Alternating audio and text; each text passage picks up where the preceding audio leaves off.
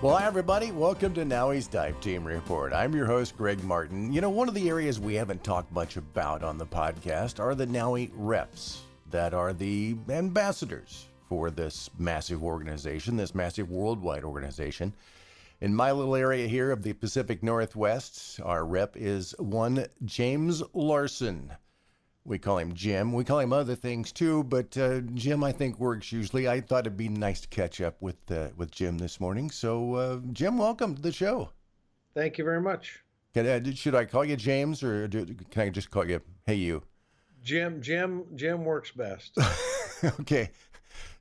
Jim is also the course director who wound up certifying me as an instructor, so I have called him a lot of other things besides, so that we won't discuss her on the podcast, but I just wanted to let you know that. Is that okay? As he takes a sip of coffee this morning. Yeah. So what brought you to NAUI in the first place, Jim? I was certified originally as a NAUI diver in 1981 by a guy by the name of Jack Brownson, who was a NAUI instructor who at that time lived in Fairbanks, Alaska. And that just kind of moved on from there? You just, like you were talking earlier about drinking the Kool-Aid, is that what you... So actually, Jack was NAUI number 1301. He was PADI instructor 550, and our class was primarily a NAUI class with lots of hours in the classroom, lots of hours in the pool.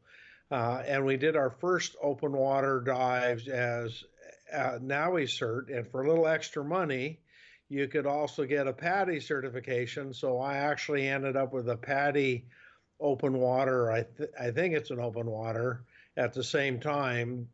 But then when I got sucked into helping Jack teach classes, and it was a classic, Jim, what are you doing tonight? You want to come to the pool and help? And, and tell Jack that I'm sorry, I don't know enough to come help. He says, well, I'll put you to work anyway. So pretty soon I got sucked into it, and he primarily taught NAUI.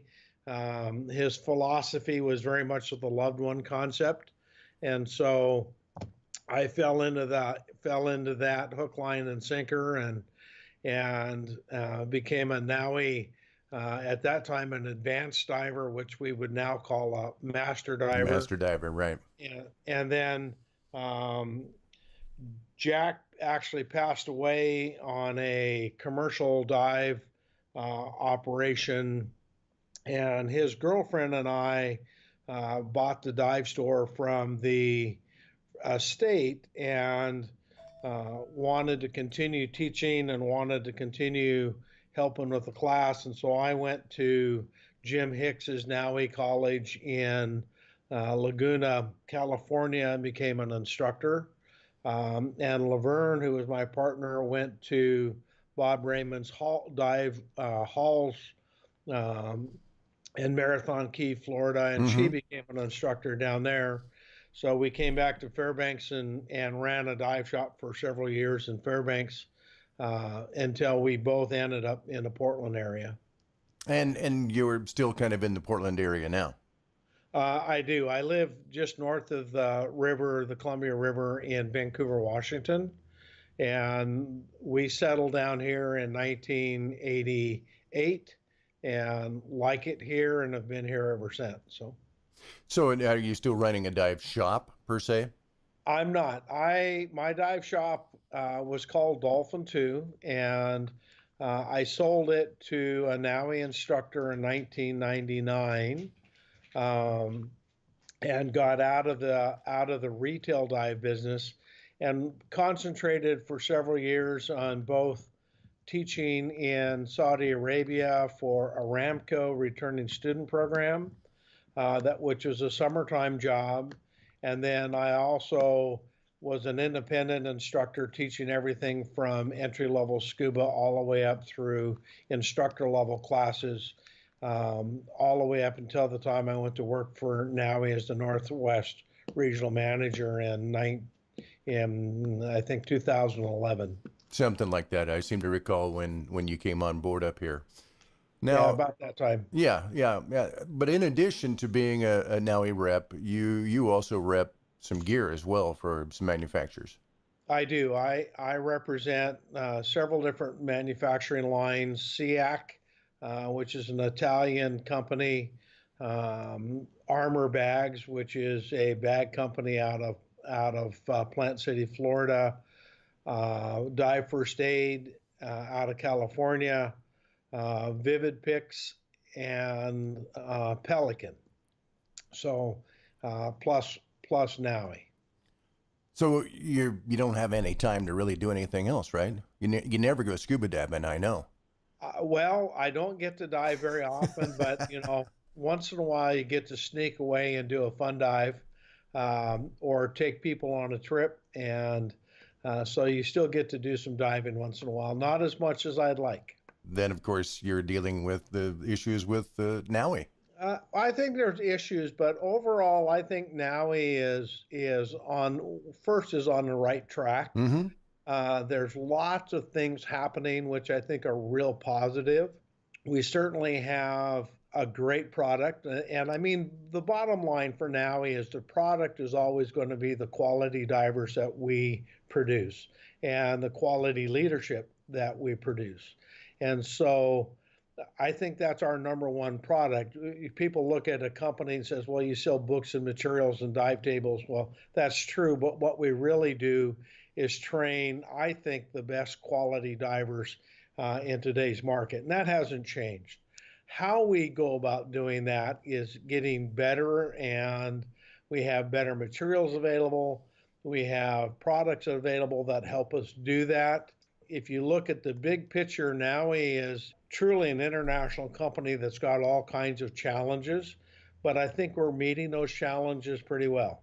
I'm excited to be part of what I think is going to be a great future for us. Oh, I think so. I think so. I want to back up a little bit though, and ask. I always like to ask this question of everybody as to what brought you to diving in the first place, Jim. Um, I was coerced into diving. I was living in Fairbanks, Alaska, taking flying lessons from a good friend, and he came in one day and he said, "There's no more flying lessons until I have a dive buddy." And I said, "Bill, we live in Fairbanks, Alaska. It's 400 miles of the ocean. The water around Fairbanks is hard for 6 months out of the year. I've never been able to sit on the bottom of the pool without my ears just hurting like crazy. And why would I want to be able to scuba dive?" And he says, the point was is there's no more flying lessons until I have a dive buddy. So I said, so what do I do about my ears? He said, well, did you ever learn how to clear? And I went, what's clear? Uh-huh. And then I proceeded to get involved in diving. And the first dives that we did were in Harding Lake and in Birch Lake, actually Birch Lake, then Harding Lake. And Birch Lake only social redeeming value at that point in time was at a huge crop of freshwater mussels. Oh. But after you've seen the first 1,000, the next 10,000 don't really matter very much. And then the next day of diving was down at a place called Harding Lake, and it was cold and a mud bottom, and there was not much life, and it wasn't very exciting. And so he got out of that dive, and I said, "Okay, Bill, I'm ready to go back to flying." He says, "No, no, no, no. Next weekend we're going to the ocean." And from Fairbanks, that's an all-day Friday drive. You're going to a little town of Whittier at this point in time, which the only way to get in and out of Whittier was by rail. And so you drove to Portage, put your car on a train in Portage, went into the town of Whittier, and then you're stuck until Sunday afternoon. And so it was a major effort to do. We get into Whittier, the water's still cold, but it was one of those magical times that the diving, there's lots of fish and there was critters to see, and there were some old military wrecks on the bottom, everything from fuel tanks to railroad structure, the stuff that had fallen in off a pier from years and years ago. And I was fascinated, and I never did go back to flying. So What do you consider your favorite dive location in the world at this point, Jim? Probably I really like Palau. If I had unlimited sources of funds and time, I could spend a lot more time diving Palau. The wildlife in Palau is just spectacular. There's sharks on every dive, and it is pretty incredible. I also love northern Vancouver Island. I love diving Canada from Victoria all the way north to Port Hardy Mm-hmm. in British Columbia. Probably the next best dives I've ever done from Palau are a place called Hunt Rock, um, which is out of Port Hardy in British Columbia, but also Browning Wall, which is in the Port Hardy area, which is a spectacular dive.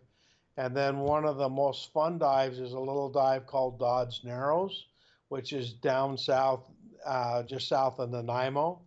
And it's a high current dive, which is very dependent on tides, but it's actually a slingshot dive. You get into the water and allow the current to push you uh, for 15, 20 minutes, and then it stops, and then it turns around and brings you right back to where you started from.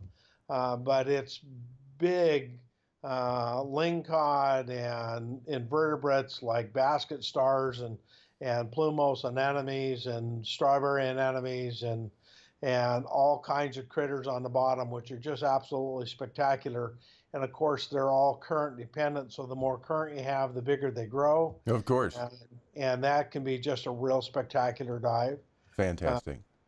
but I still, any place I can put my head underwater and blow bubbles is not a bad dive. So That's the diving credo, I think, these days. Any day that you can get wet, it's a good day.